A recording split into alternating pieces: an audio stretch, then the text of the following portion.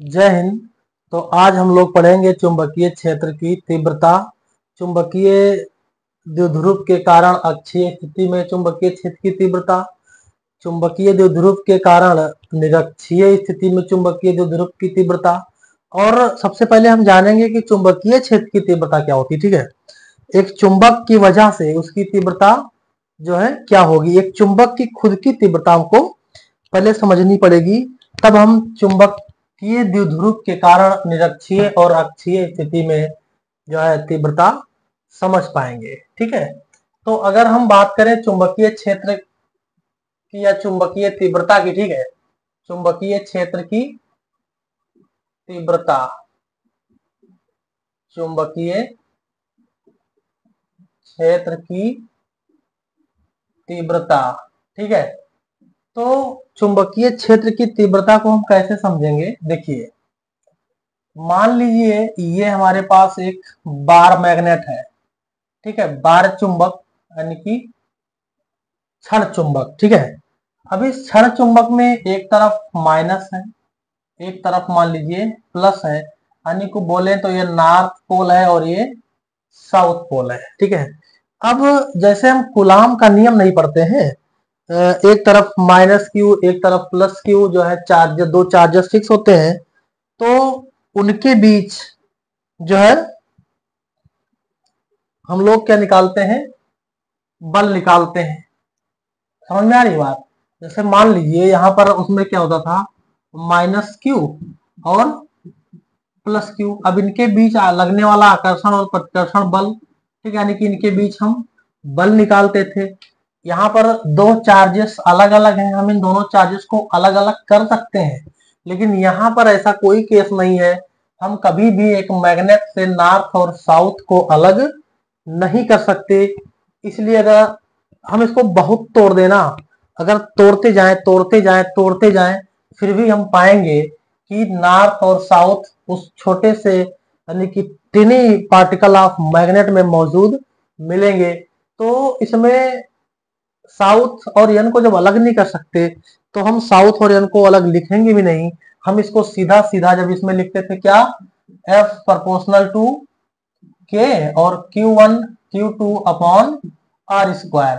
लेकिन ऐसा कोई केस यहाँ नहीं बनने वाला है, क्योंकि Q1 Q2 को यहाँ पर हम अलग कर सकते हैं, लेकिन यहाँ पर अलग S और N को नहीं कर सकते। सीधी सी बात, हम यहाँ पर क्या लिख सकते हैं, इसमें मैग्नेट यूज करेंगे यानी कि M यूज करेंगे।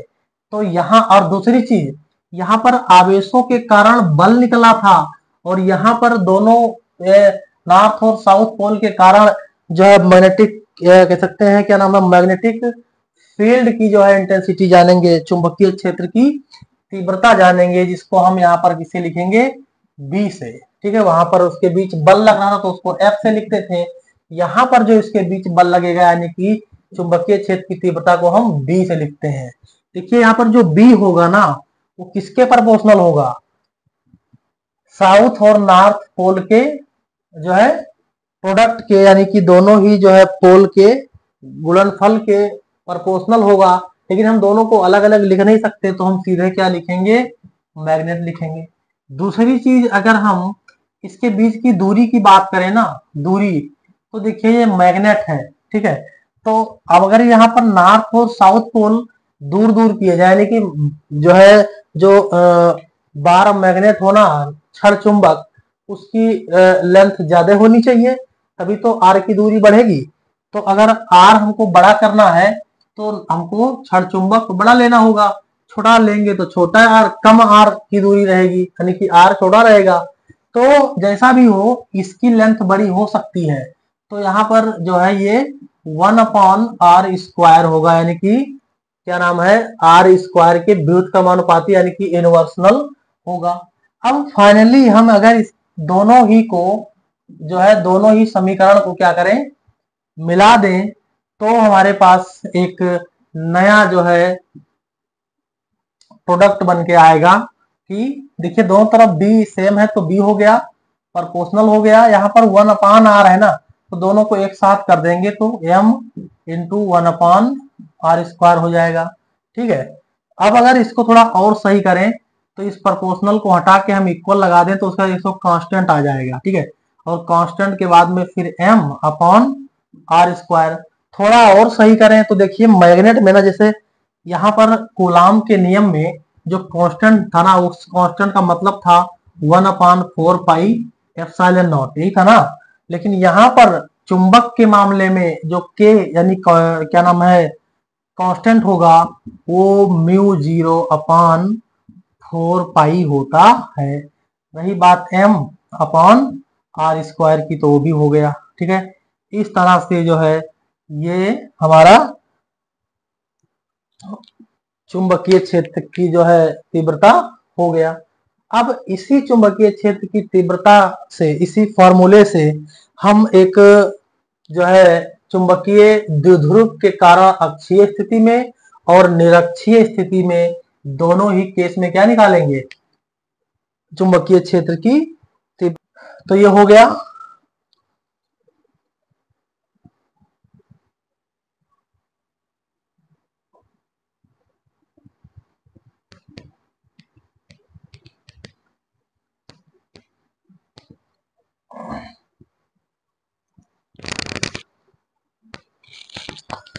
अब हम समझते हैं अक्षीय स्थिति में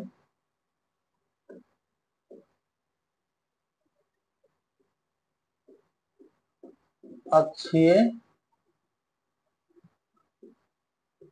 स्थिति में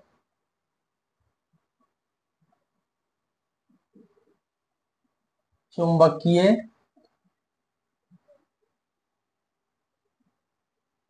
द्विध्रुव के कारण तीव्रता, ठीक, हमको तीव्रता समझना है, ठीक है। तो परेशान नहीं होना है, बहुत ही आसान भाषा में हम इसको समझेंगे। देखना, हम मान लेते हैं कि हमारे पास एक मैग्नेट इस तरह से ये है, ठीक है। इसको हम मानते हैं नॉर्थ और इसको मानते हैं साउथ। ये नेगेटिव, यानी कि यहाँ पर जो है मैग्नेटिक फील्ड्स आती हुई नजर आएंगी और यहाँ से निकलती हुई नजर आती हैं, ठीक है। यानी कि यहाँ से मैग्नेटिक फील्ड्स निकलती हैं और यहाँ पर आके समाप्त हो जाती हैं, यानी कि ये अपने अंदर ले लेता है, ठीक है। चलिए, तो अब हम, ये हमारा क्या है, मैग्नेट है, ठीक है, यानी कि चुंबक है, ठीक। कौन सा चुंबक है, क्षण चुंबक है।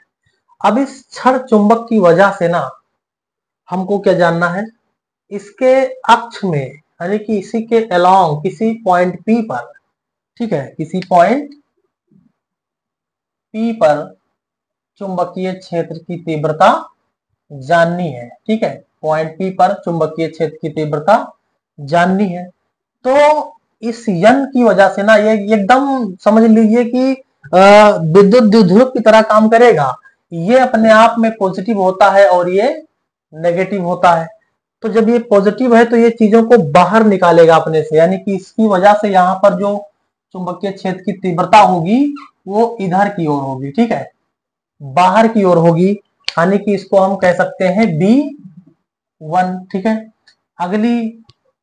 अगला केस हमारा क्या होगा, साउथ पोल की वजह से।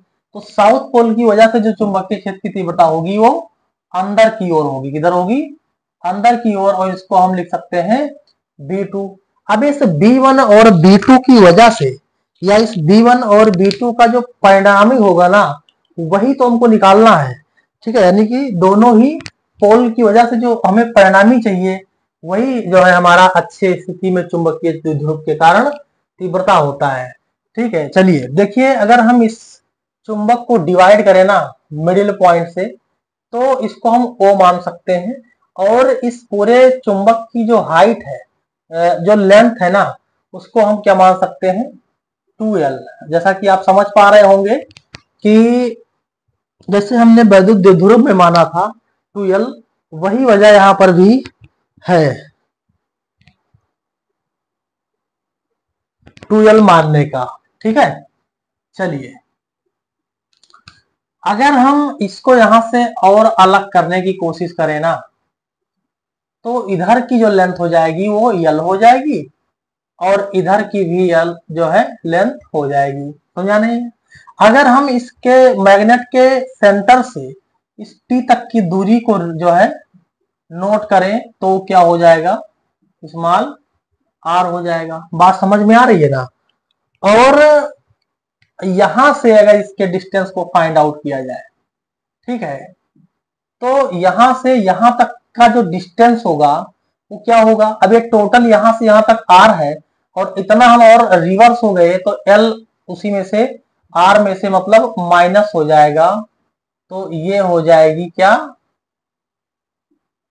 n से p तक का डिस्टेंस। ठीक है, अगर हम s से p तक का डिस्टेंस निकालें, ठीक, s से p तक का डिस्टेंस, तो ये हो जाएगा r प्लस यल हो जाएगा। बात समझ में आ रही है?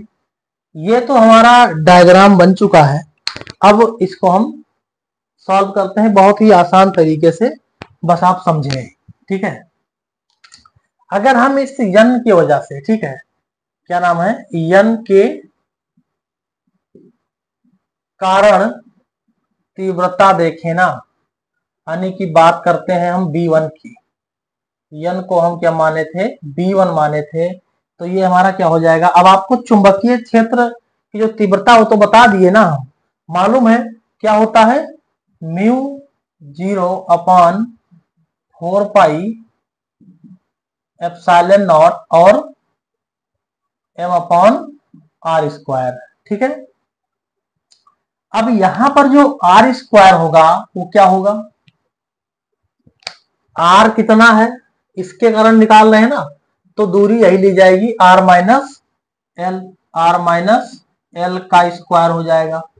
ऐसे ही अगर हम यश के कारण निकालें ना तीव्रता, तो क्या हो जाएगा, B2 हो जाएगा।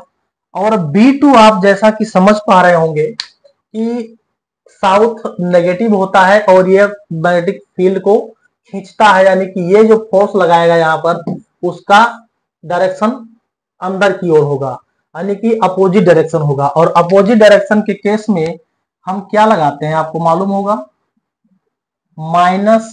-n और r प्लस l का होल स्क्वायर। ये इसके बीच की दूरी ये वाली है। समझ आई नहीं आई? अब हमको क्या करना है, दोनों ही यानी कि B1 और B2 के कारण हमको परिणामी चुंबकीय क्षेत्र की तीव्रता चाहिए। ठीक है, चुंबकीय द्विध्रुव के कारण तीव्रता चाहिए। तो B1 व B2 के कारण परिणामी तीव्रता, ठीक है, परिणामी तीव्रता यानी कि हमको B निकालना है फाइनली। तो B जो होगा ना, B ये क्या होता है, B1 प्लस B2 होता है। तो चूंकि ये जो है B1 B equal to B1 plus B2, इसलिए ना B इक्वल टू B1 की value mu 0/4 pi epsilon not, sorry m/r minus L का होल स्क्वायर, और प्लस ये देखिए B2 जो है m माइनस में है। ठीक है, तो हम उस माइनस को यहां पर पहले भी लगा सकते हैं, यानी कि r प्लस एल का होल स्क्वायर। अब ये माइनस में यहां पर था, तो इस माइनस को उठा के हम कहां ले आते हैं, इकट्ठे यहां ले आते हैं। ठीक है, एक साथ। अब क्या होगा, आप देखिए इतनी चीजें ना दोनों पोर्शन में क्या है, कॉमन है। तो क्या हो जाएगा, म्यू 0/4 पाई और m भी ले लेते हैं बाहर, अंदर क्या ही बचेगा, 1/r माइनस एल का होल स्क्वायर और माइनस 1/r प्लस एल का होल स्क्वायर। समझ रहे हैं? अब क्या होगा, म्यू 0/4 पाई, m भी ठीक है अपनी जगह पर। अब इसको हम सॉल्व करेंगे तो ये क्रॉस मल्टीप्लाई करेंगे इसका, तो ये हो जाएगा आर प्लस एल का होल स्क्वायर, और ये हो जाएगा आर माइनस एल का होल स्क्वायर, और अपॉन में ये दोनों का क्या हो जाएगा, मल्टीप्लाई, यानी कि आर माइनस और आर प्लस एल का होल स्क्वायर। अब क्या होगा,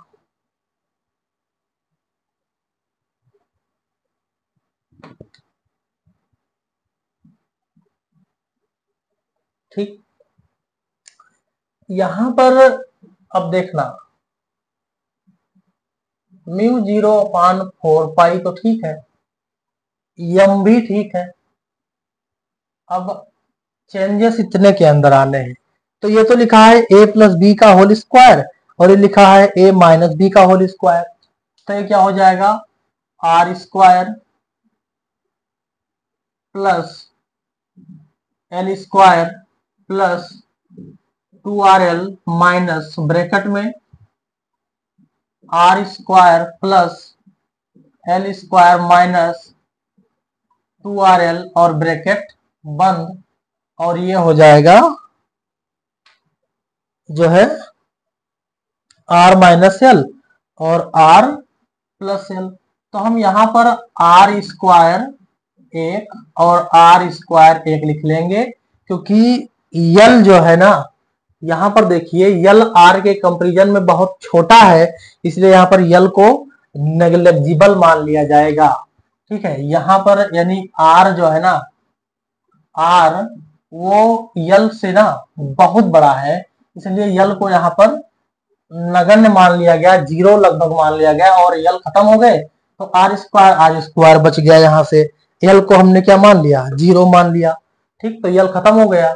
अब इस तरह से अगर हम इसको ब्रैकेट को अगर ओपन करें ना, तो म्यू 0/4 पाई एम, और यहां पर ये तो ठीक है, आर स्क्वायर क्या हो जाएगा, R square plus L square plus 2RL, और माइनस से जब ब्रैकेट खोलेंगे तो आर स्क्वायर और ये प्लस माइनस बन जाएगा, एल स्क्वायर और ये माइनस प्लस बन जाएगा 2RL, और नीचे देखना आर स्क्वायर और आर स्क्वायर समान आधार पर गुणे की प्रक्रिया में घातें जुड़ती हैं, तो r पावर 4 हो जाएगा। ठीक है, अब क्या होगा, म्यू 0/4 पाई एम, और यहां पर देखना ये और ये इसके और इसके बदले में कैंसिल आउट हो जाएंगे, सिर्फ बचेगा 2RL, और 2RL क्या हो जाएगा, 4RL, और नीचे r पावर 4। ठीक है, देखना एक इस r से ये r कट जाएगा ना, तो यहां पर बचेगा r3, तो b इक्वल हो जाएगा म्यू 0/4 पाई एम 4L अपान r3। देखना थोड़ा और सॉल्व करेंगे इसको अगर, तो म्यू 0/4 पाई एम, और इस 4 को हम तोड़ सकते हैं 2 इंटू 2L अपॉन r3। अब आपको जरा याद होगा, दिमाग पर जोर डालिए, तो आपने देखा होगा कि यम जो होता है ना, जो चुंबकीय द्विध्रुव का आघूर्ण होता है वो 2ml होता है। आप समझ रहे हैं, 2ml होता है।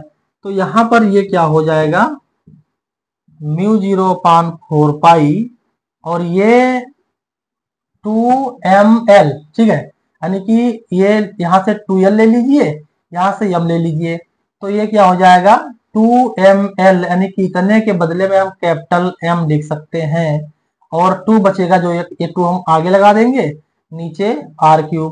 इस तरह से ये हमारा जो है अक्षीय स्थिति में वैद्युत द्विध्रुव के कारण चुंबकीय क्षेत्र की तीव्रता आ गई।